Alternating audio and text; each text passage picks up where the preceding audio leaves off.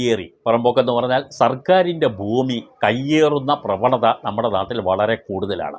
പലപ്പോഴും പത്രവാർത്തകളിൽ മാത്രം അത് ഒതുങ്ങിപ്പോകാറുണ്ട്.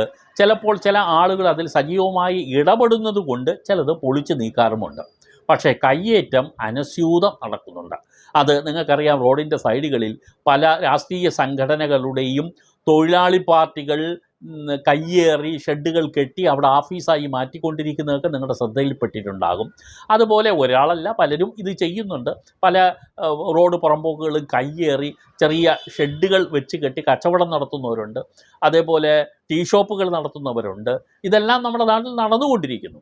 പക്ഷേ ഇങ്ങനെ വരുമ്പോൾ എന്താണ് ഡിപ്പാർട്ട്മെൻറ്റ് സ്വീകരിക്കുന്ന നടപടി എന്നുള്ളത് സംബന്ധിച്ചിട്ടുള്ള ഒരു എപ്പിസോഡാണ് ഇന്നത്തേത്.